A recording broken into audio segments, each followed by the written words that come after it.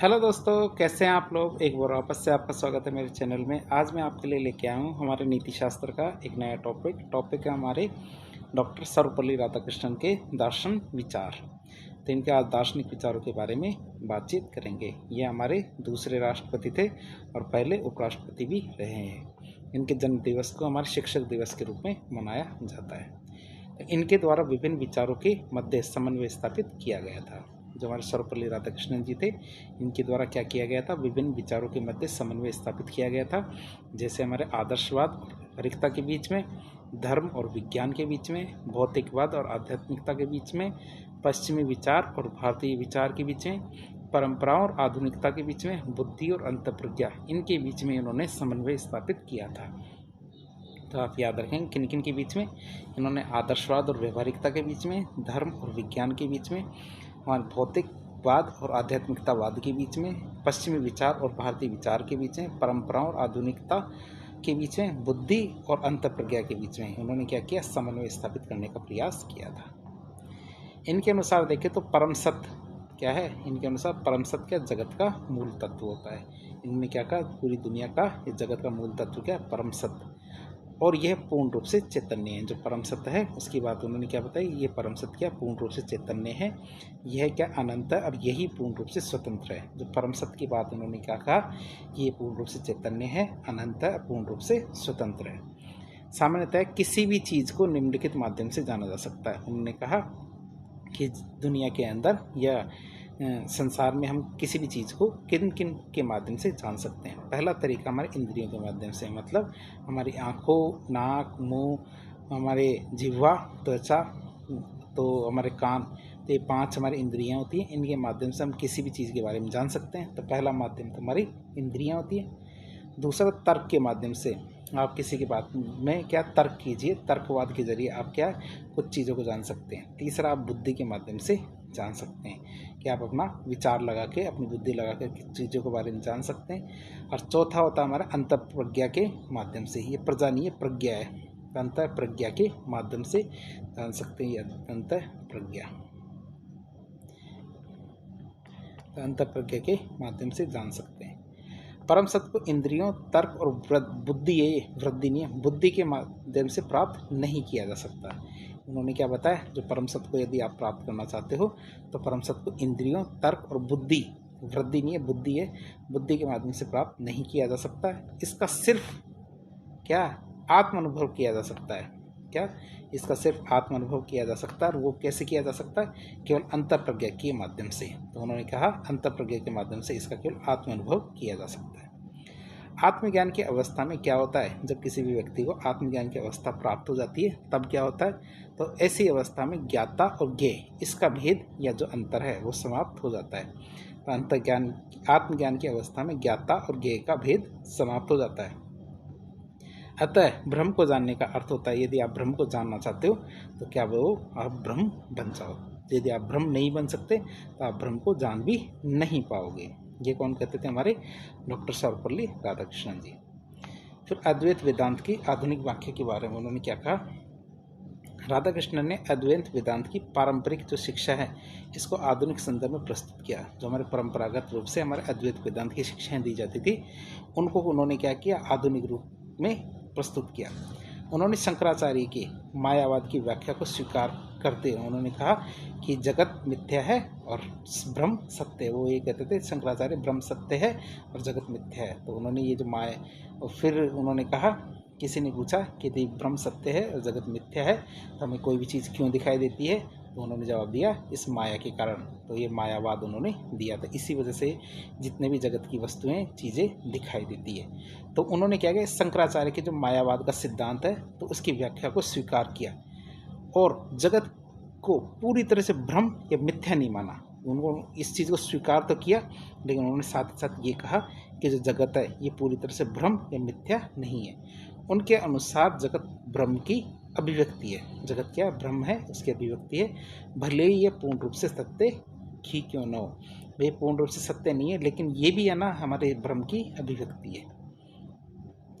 उन्होंने ब्रह्म मतलब परम सत्य को केवल निर्गुण और निराकार नहीं माना। उन्होंने क्या कहा, उन्होंने ब्रह्म मतलब जो परम सत्य है तो उसको निर्गुण और निराकार नहीं माना, बल्कि सगुण रूप में भी स्वीकार किया। उनको निर्गुण के साथ साथ सगुण रूप में भी उसको स्वीकार किया, जो प्रेम और करुणा से परिपूर्ण है, जो क्या हमारे प्रेम और करुणा से परिपूर्ण है। उन्होंने व्यक्तिगत आत्मा मतलब जीव और ब्रह्म की एकता पर जोर दिया। उन्होंने व्यक्तिगत आत्मा और ब्रह्म की एकता पर जोर दिया, लेकिन इस एकता को अनुभव और आध्यात्मिक अंतर्दृष्टि से के माध्यम से प्राप्त करने की बात कही।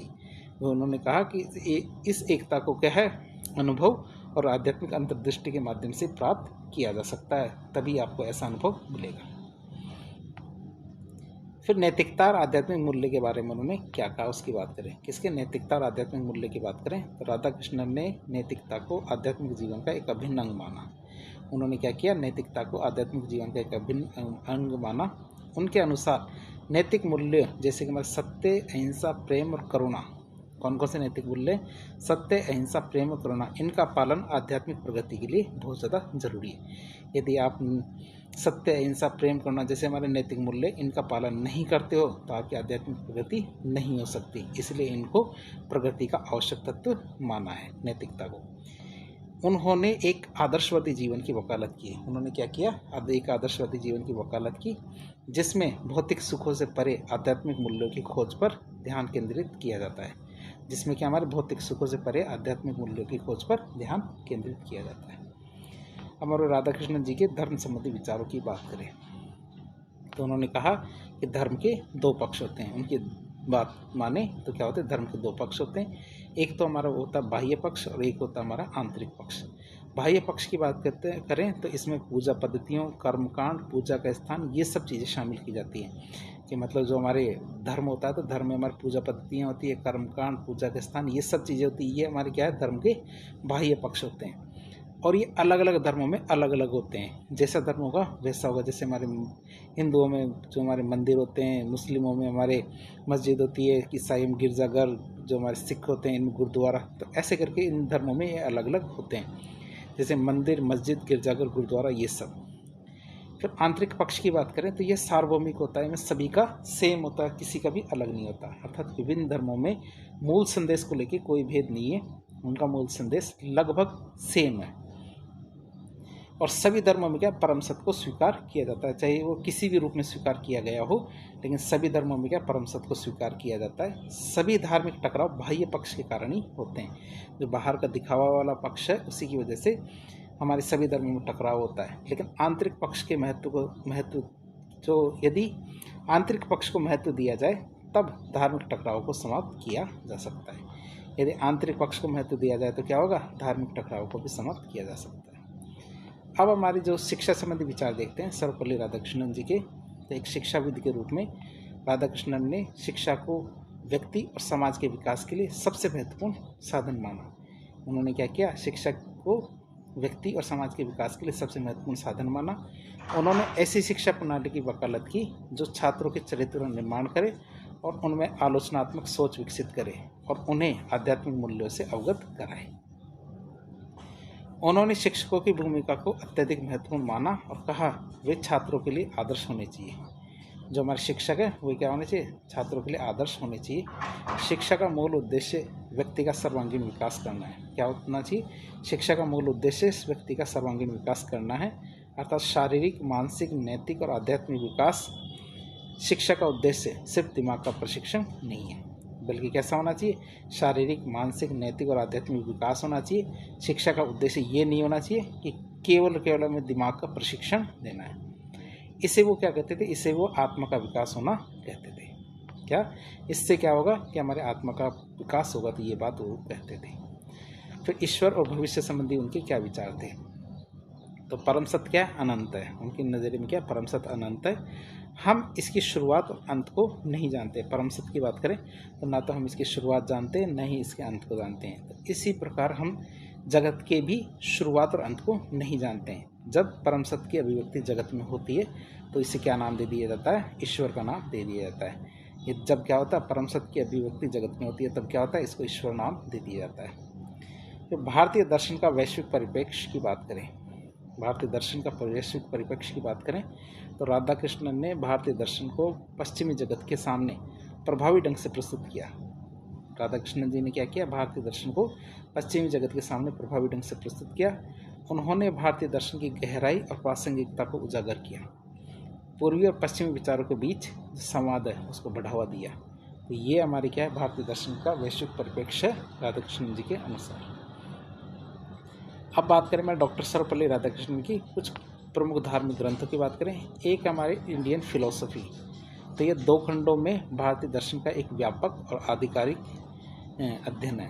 फिर एक ग्रंथ आता हमारा the Hindu view of life, तो इसमें हिंदू धर्म के मूल सिद्धांतों और जीवन के प्रति उनका दृष्टिकोण है उसकी व्याख्या की गई है।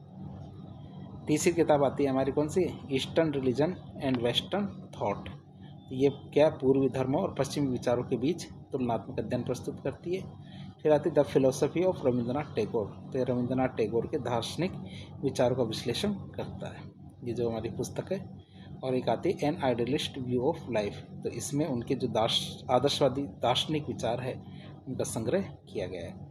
तो इस तरह एक लेक्चर के जरिए हमने डॉक्टर सर्वपल्ली राधाकृष्णन के दर्शन शास्त्र के बारे में जानने की कोशिश की। तो इस प्रकार के इन्फॉर्मेटिव वीडियो देखने के लिए हमारे चैनल से जुड़े। वीडियो यदि पसंद आता तो वीडियो को लाइक करें, चैनल को सब्सक्राइब करें, अपने दोस्तों के साथ शेयर करें। धन्यवाद।